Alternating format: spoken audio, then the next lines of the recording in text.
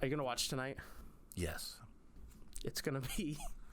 I'm going to watch because I think I have to. And honestly, I know we want Patriots are in full-on tank mode, but I will say it will be nice if we beat you tonight.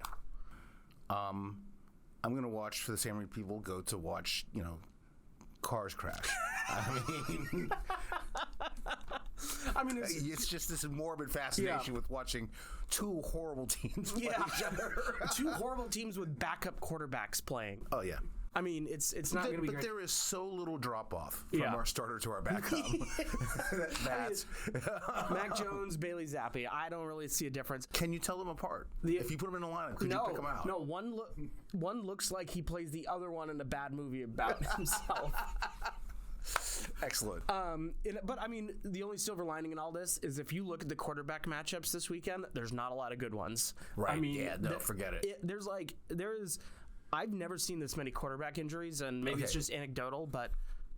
So here's one of life's mysteries. The NFL is decimated at quarterback, and Tua is still playing.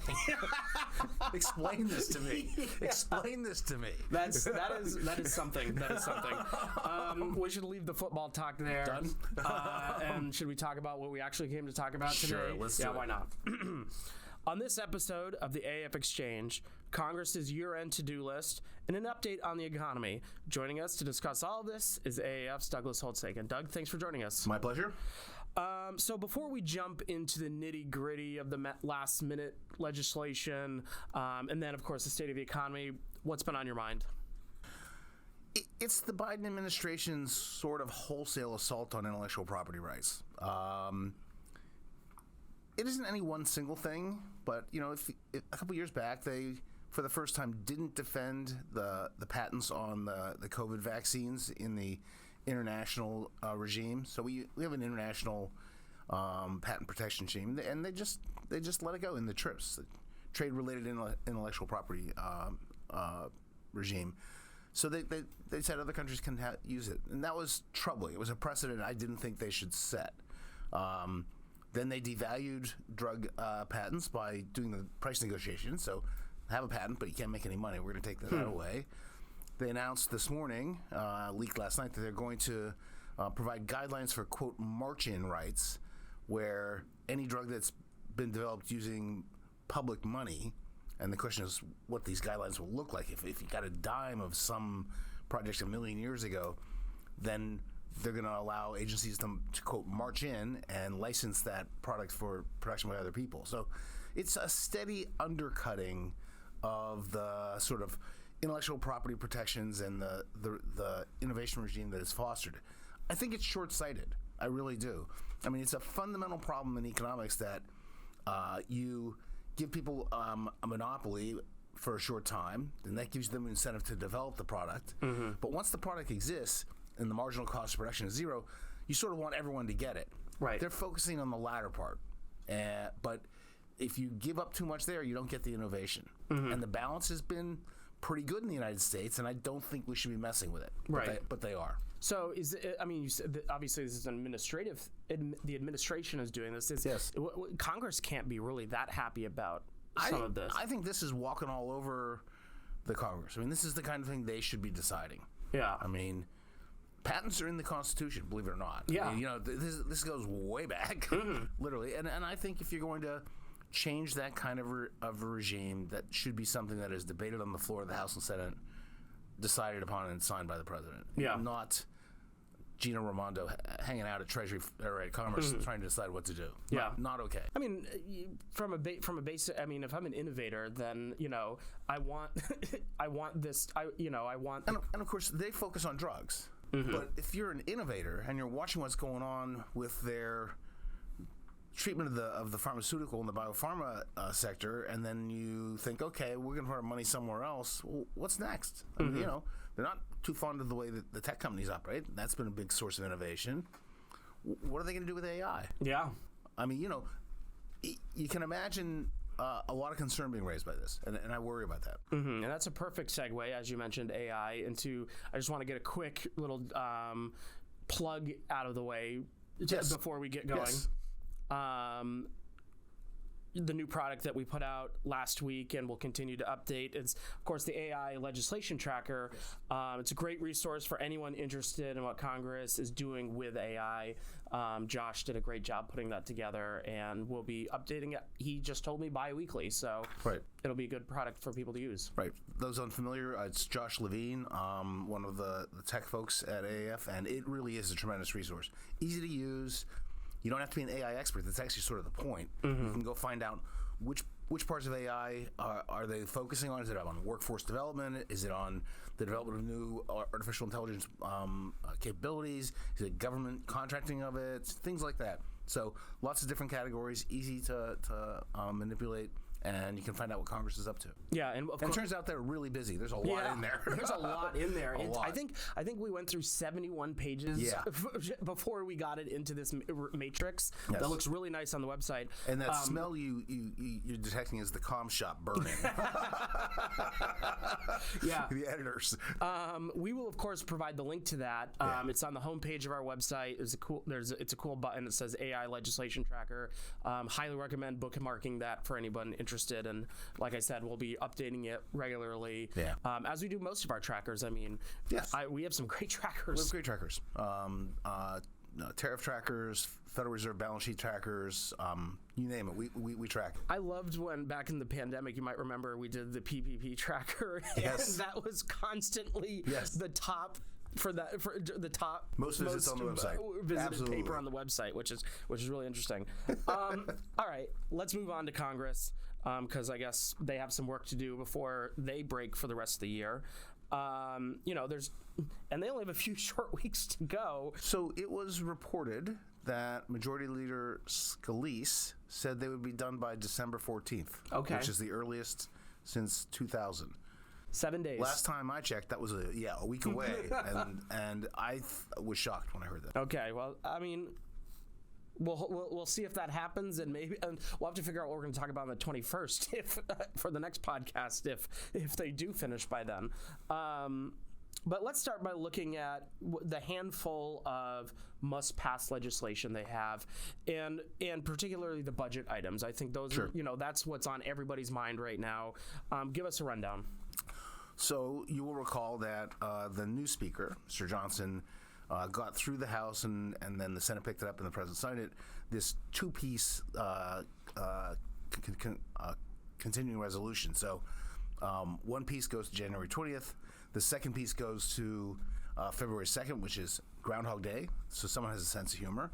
And he has said he will not do another CR. So they need to get the appropriations for fiscal year 2024, which has begun already on October 1st.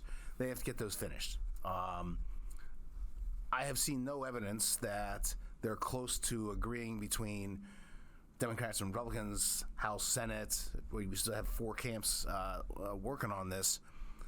There was one very important piece of movement, which is the Freedom Caucus in the House has announced that they are willing to abide by the level set in the debt ceiling agreement, and that's $100 billion more than they had previously indicated a willingness to support. So now they're all at least agreeing on the same top lines. But that's the easiest part. Now you gotta do all the individual bills and the things that people want to favor, disfavor in those bills, and so that's a lot of work. Layered on top of that are additional funds for international purposes: Ukraine, Israel, Taiwan. This has gotten tied into the problems at the southern border, and Senate Republicans are insisting on policy changes at the southern border as part of this this package.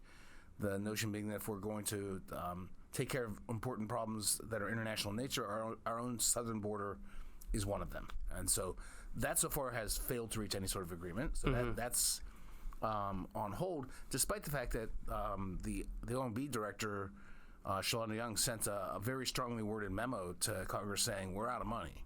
Like, it's weeks away from literally not having enough to do anything. So looking for movement on that. And those are the big budget items. A long time ago, the Biden administration also indicated an interest in a domestic supplemental spending. That seems to have fallen off the radar screen. if they get those done, perhaps they'll revive that. Maybe not. Yeah. Doesn't look like there's a lot of appetite for it. Interesting. Yeah, I mean, I know obviously the international supplemental stuff has sort of dominated the last couple of days. Is there a likelihood of an agreement with Senate Republicans? Because I know obviously the House also probably wants those border. This is one of the beauties of being a Congress watcher. You never know.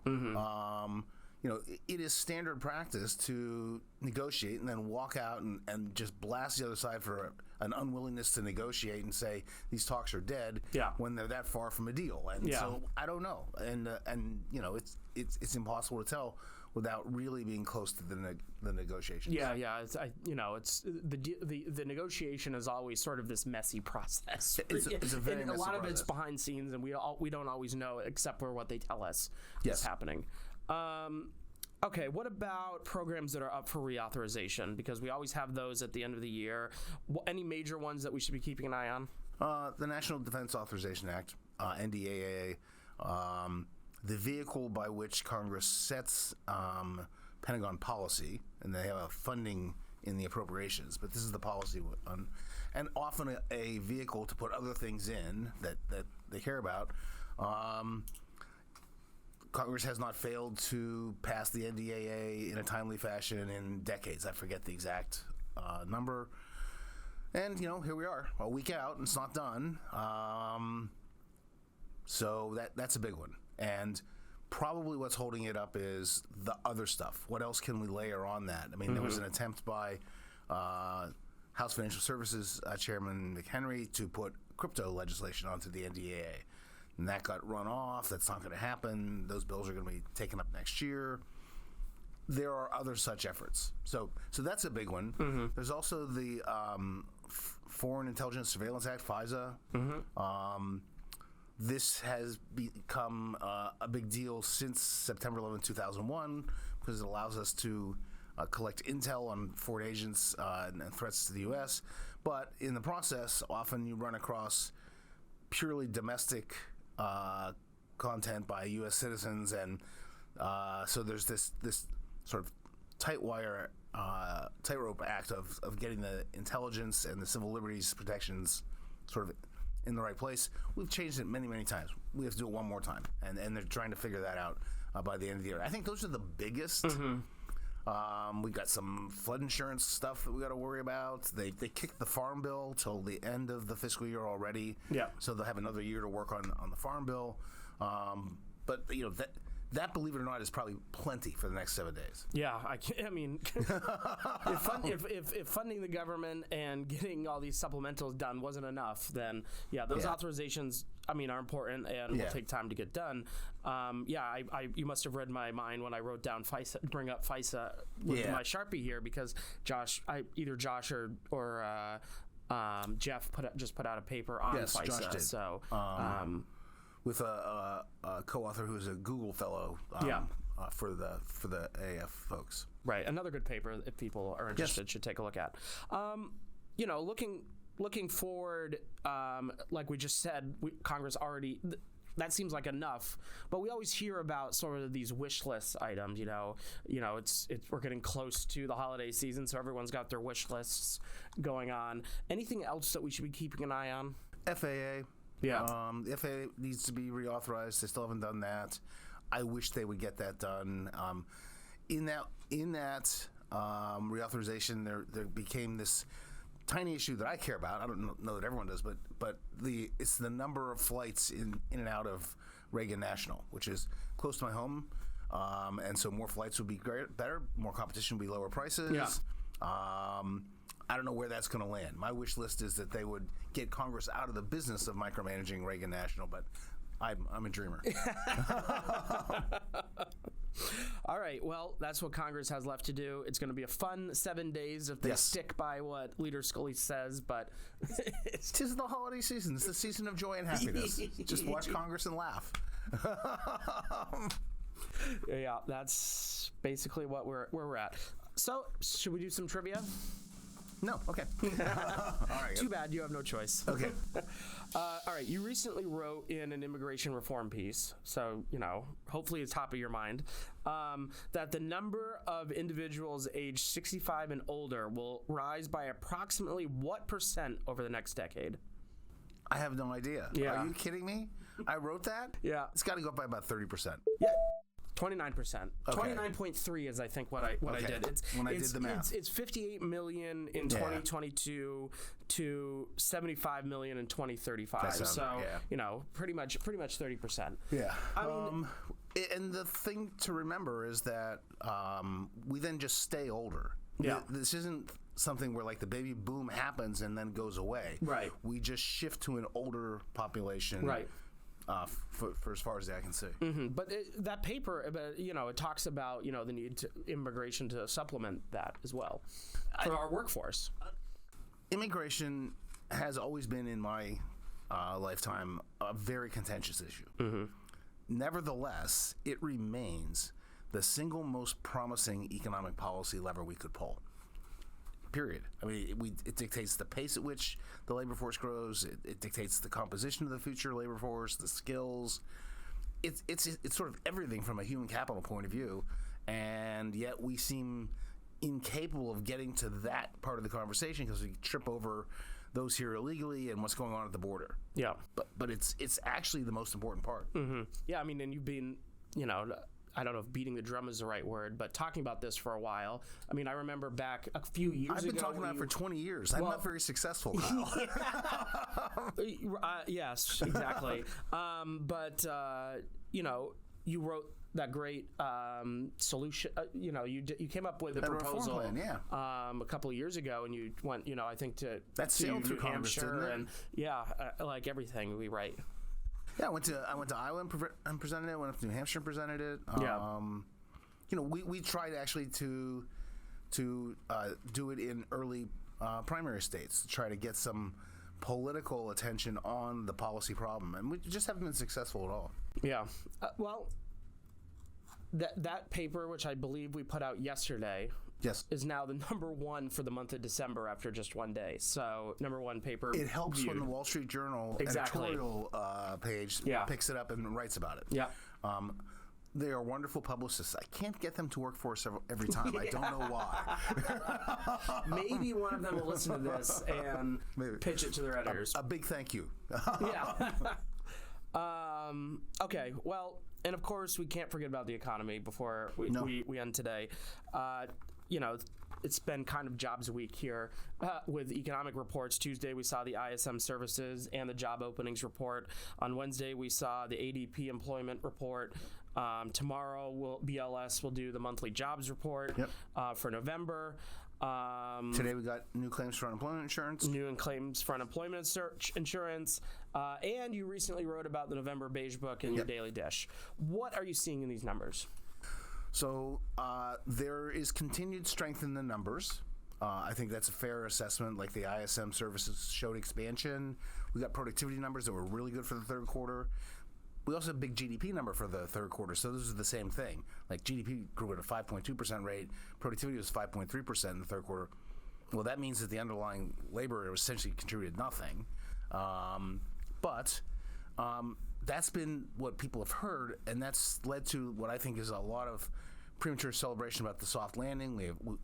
They stuck the landing, we're done, it's all good, inflation's going to go away. No. Those are all pieces of economic history. They tell us about the third quarter, July, August, and September. The Beige Book is about now, and it tells us contemporaneous economic conditions. And the Beige Book was quite somber. It was very downbeat. I mean, basically, out of the 12 Federal Reserve districts, 8 are flat or declining. That's a very different picture, and one that I sort of take seriously. So the real economy is perhaps not as strong as those numbers led us to think. It might bring it strong in August, but we've moved on from that. And inflation is not gone. Inflation is hanging around in the 3.5% to 4% range. If you read another scintillating Fed publication, the minutes of the previous Open Market Committee meeting, the staff forecast is that we'll get back to the target in 2026. Oh. Okay, so they're probably wrong. Yeah. But that's not July of 2024. That's Right. a long ways away. So the Fed sees a world that says this economy is hanging on, but it's not super robust, so they're not going to tighten anymore. But they can't also take their foot off the brake because inflation is here, and it's going to take a long time to get rid of it. Mm-hmm. That's a different world than seems to be inhabited by the Wall Street analysts who are super bullish and talking about rate cuts and all sorts of things. I mean, it's just not going to happen. Yeah, we'll get to that. But I want to bring that back up in a moment. But I mean, the PCE report, you had a dish last Friday that you said, good news, but it's still a long way to go. That's the problem, right? PCE peaked, core PCE, do that, peaked at 5.6%. It's at 4. 4's good. Yeah. 2's the target. Right. We're not home yet. Yeah. and a lot of people, when you talk about inflation, they want prices to go down, which is nowhere. Yeah. Yes. There are two prices in particular where they, inflation at the 2% target is not going to be good enough. Like that still has prices going up. Mm-hmm. People remember what gas used to cost. They want gas to go back to that price. When they talk about getting rid of inflation, they're talking about actually deflation, getting the price back to, and food. Yeah. Like they can remember filling this same grocery basket. Yeah. And it cost $20 less, and they're like, they want their $20 back. Yeah. Every 2 weeks, I live alone, and consume moderate amount of food. Every 2 weeks. Please don't confess during the podcast. It used to cost me $60 for 2 weeks essentially, and now it's like $80 to $100. Yeah. So, depending on what I buy. In the polling, this is not new. In the polling, this has always been true. That's what people think of on food and gas. They want to go back to the old price. It's not going to. Yeah. I did skip in my rage the president's pronouncement, sort of jawboning the corporations that, inflation's come down. You need to put your prices back to what they used to be, which makes no sense whatsoever. That is calling for deflation. Yeah. It would be the same as him saying to those union workers, hey, inflation's come down now. You need to put your wages back to what they used to be. But no, that's just not. That doesn't make any sense. That's not how the economy works. So you alluded to this, but there's been media speculation. Wall Street has been suggesting this, that the Fed might do a rate cut next year. I mean, what are your thoughts on that? I just don't see it. Yeah. As I said, inflation is still well above the target. They are, I think, quite convinced that their credibility is on the line. They have to get inflation back to the target. Inflation expectations are not back to 2%. They've sort of stalled out at 3.5 or so. Inflation's at about 3.5 or so, depending on your measure. So we're not in a 2% economy. We're in a 3.5% economy. Their view of the universe is to get it to 2%, you have to have a sustained period of sub-trend growth. So that means that the sort of somber report that you saw is sort of consistent with that, and they're like, okay, we're where we need to be. I don't see them hiking, but remember, even if they don't hike, they're still tightening the portfolio. They're running that thing down. They're tightening financial conditions. I think that's where they are uncomfortable. What Wall Street sees is the desire to get more growth and easier money. There's no question about that, and there is, a serious and sophisticated argument that to engineer a soft landing, the Fed actually has to preemptively ease because they have to anticipate that the economy is slowing enough, and then pull back and just calibrate that just right. I don't think this Fed is going to do that because they're afraid of making the mistake of easing prematurely. They've said that out loud many times. And so they're more likely to just stay tight too long. Yeah. And I mean, if you brought up the minutes earlier, if they're projecting that we're not going to get back to 2% until 2026, then that means they would want to keep it tight. So remember, that's the staff forecast. Right. Yeah. I mean, I'm just saying. But it's in the minutes for a reason. Yeah. They want people like me to read it, and they're sending the message, look, patience. We're not talking about a quarter, 2 quarters. We're talking about in a year's time frame. So, all right. Before we leave, speaking of frustration, rage, what's the most likely option tomorrow morning when we both walk in after tonight's game? A, am I going to be more frustrated? B, are you going to be more frustrated? Or C, are we both going to be equally as frustrated? It's probably C, but I think there's a greater upside for you than anything possible for the Steelers. The Steelers need to win this game to stay in playoff contention. Yeah. They need to have some self-respect. You can lose, and all you're going to do is get a better draft pick. And well, I mean, we already are at 2. Or you can win and have the satisfaction of the upset and in the same draft pick. And the same. So I view you as in a much better position to weather this than I am. Yeah, and I really want that quarterback that we've talked about from UNC. But anyways, Doug, thanks for coming on. My pleasure. We got one more podcast before the end of the year. I am totally pumped. And I cannot wait. I already picked out my outfit. I'm set. I'm ready. Okay, that's a lie. Same. Let me guess. It will be a black suit. A white shirt. And I'll wear a tie. Yes. And the only question is, will it be the purple tie, the green tie, or will it be a mystery tie? Yes. Doug, thanks for joining us. You bet.